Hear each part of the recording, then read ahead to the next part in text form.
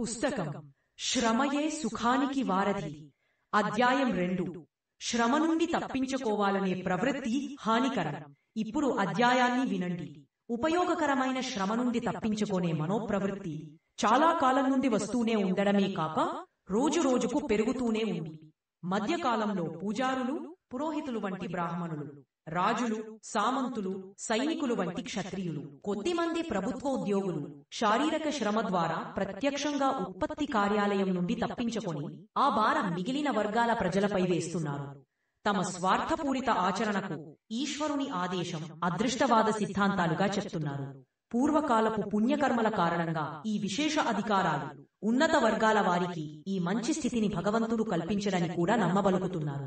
దీని తర్వాత క్షత్రియులకు ప్రాధాన్యత ఇవ్వబడిన యుగంలో అదృష్టవాదానికి ఉపయోగవాదం కూడా తోడైంది. సమాజ రక్షణ వ్యవస్థను స్థిరంగా ఉంచడానికి వారికి విశేష అధికారాలు ఇవ్వబడినవి.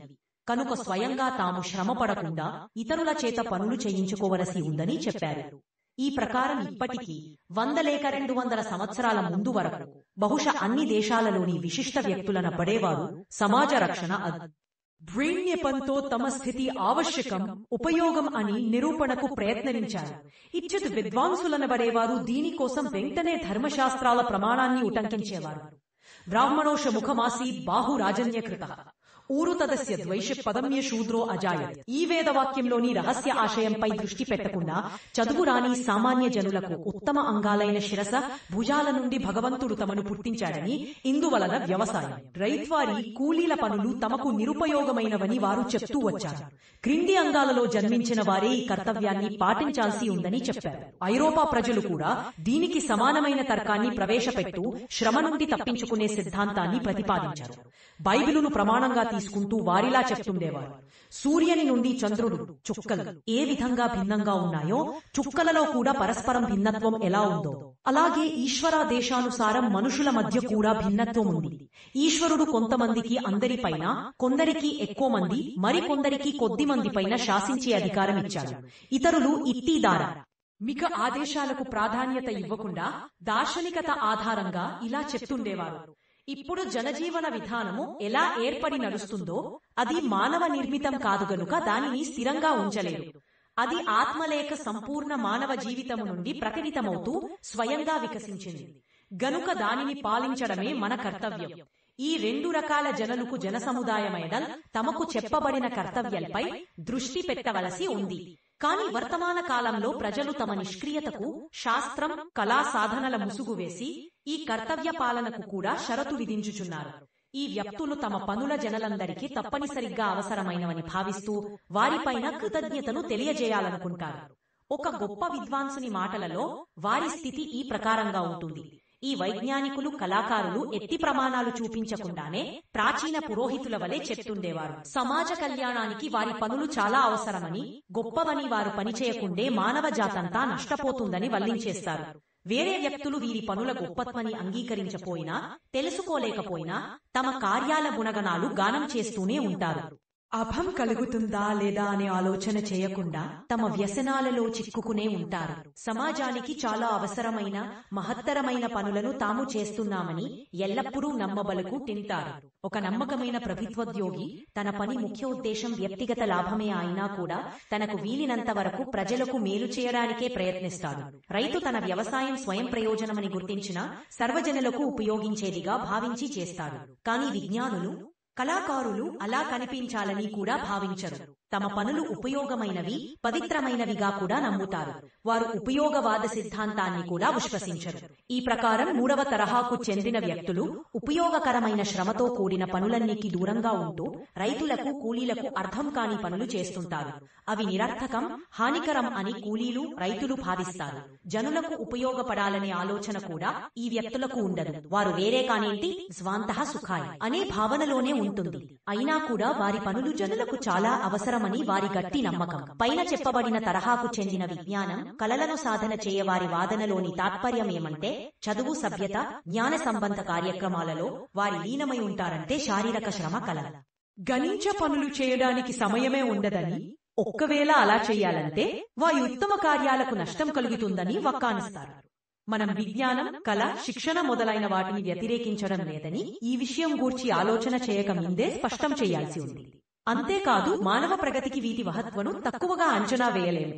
మన దేశంలో ప్రాచీన కవి ఒక్కరిలా అన్నారు, విద్యా కళావిహీనో నర పశుభిః సమానః అనే సిద్ధాంతాన్ని పూర్తిగా కాకపోయినా ఎక్కువ భాగాన్ని తప్పకుండా విశ్వసిస్తాం. మనిషి కేవలం తన పొట్ట నింపటానికి కావలసిన సామగ్రి సంపాదనకే తన జీవితం వ్యర్థం చేయాలని మా ఉద్దేశం కాదు. సభ్యత, సంస్కృతి, మానసిక సద్గుణాలు ప్రతి మనిషిలో ఆవిష్కరింపబడటం తప్పనిసరని భావిస్తాం. తమ పూర్తి కాలాన్ని బుద్ధి కార్యాలలోనే గడుపుతున్నామని భావిస్తున్న వారు భ్రమలో ఉండడమో లేక ఇతరులను తప్పుదారి తొక్కించడమో చేస్తున్నారు. రష్యాకు సంబంధించిన గొప్ప రచయిత టాల్స్టాయ్ ప్రపంచ విద్వాంసులలో అగ్రగణ్యునిగా భావింపబడుతున్నారు.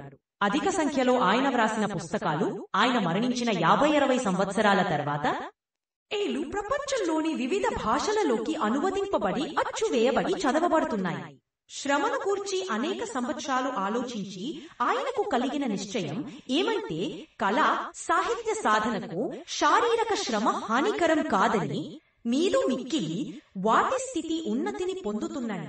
ఈ విషయంలో తనను ఉహరించుకుంటూ ఇలా వ్రాశారు, నేను శారీరక శ్రమ చేసినట్లయితే నా కాలమంతా అది హరించితే నాకిష్టమై ఉపయోగకరమై మానసిక నిస్పరిత చెప్పతోన్నా సాహిత్య కార్యక్రమాలకు ఆటంకం కలుగుతుందేమోనని నా ముందు ప్రశ్న ఉదయించింది.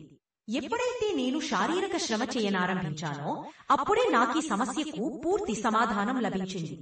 నేనెంత శారీరకంగా శ్రమిస్తే అంతే ఎక్కువగా నా మానసిక శ్రామిక శక్తి పెరిగి వ్యర్థ విషయాల నుండి ముక్తి లభించింది. అయితే నాకు మానసిక కార్యాలకు కేవలం 5 గంటల అవసరమే ఉండేది. పూర్వ జీవితంతో పోల్చుకుంటే గత 40 సంవత్సరాలలో వ్రాయడం తప్ప మరేమీ చేయకపోయినా సుమారు 5000 పేజీలు మాత్రమే వ్రాసాను. గత 40 సంవత్సరాలలో సాధారణ రైతు కార్యాలను చేసి ఉంటే సంవత్సరానికి 6 మాసాలు ప్రతిరోజు 2 పేజీలు వ్రాసినా కూడా 16 సంవత్సరాలలోనే ఈ 5000 పేజీలు వ్రాయగలిగి నే వారిని. కాని వ్రాసే కార్యక్రమం చేసినప్పుడు కొన్ని దినాలలో రోజుకు 16 పేజీలు వ్రాసినా కూడా నేను చేసిన పని అతి తక్కువే అని తేలింది. జనులు మొదటి నుండే శారీరక శ్రమ, బుద్ధి కార్యాలు వేర్వేరని, శారీరక శ్రమ వలన ఉన్నత కార్యాలకు ఆటంకం కలుగుతుందని లేదా దాని గూర్చి మంచిగా ఆలోచించకపోవడనేదే యథార్థం. వారు శారీరక శ్రమను హీన దృష్టితో చూస్తారు గనుక దాని గూర్చి ఆలోచించకుండా, అర్థం చేసుకోకుండా కమ పనికి ఆటంకమని చెప్పారు. చాలా మంది ఈ విషయంలో ఒక కొత్త తర్కాన్ని నిలబెట్టారు. మన జీవిత నిర్వహణకు ఇతరుల శారీరక శ్రమ అనేక విధాలుగా ఉపయోగించాల్సి వస్తోంది. దాని ఫలితంగా అన్నీ కలిసి ఎక్కువే అవుతుంది. మనం కూడా రోజుకు 1-2 గంటలు శారీరక శ్రమ చేశామంటే కుండ నీళ్లలో 1 చుక్క మాత్రమే అవుతుంది గనుక దాని వలన లాభమేమిటి? శారీరక శ్రమ నుండి తప్పించుకోవడానికి ఇలాంటి సాగులు చూపించే వ్యక్తులు ఇతరులకు కొద్దిగా అహితం కల్పించిన తాము మాత్రం చాలా లాభాలను కోల్పోతారు.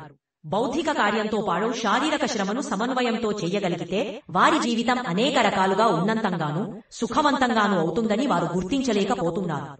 ఏ శారీరక శ్రమ భారం, అప్రతిష్టతో కూడే ఉందని భావిస్తున్నారో అదే వారికి ఒక రకమైన కాయకల్ప చికిత్స చేసి అనేక దోషాలను దూపి చేసి యౌవనవంతులుగా మార్చి ఉన్నత మార్గాలను తెరుస్తుంది.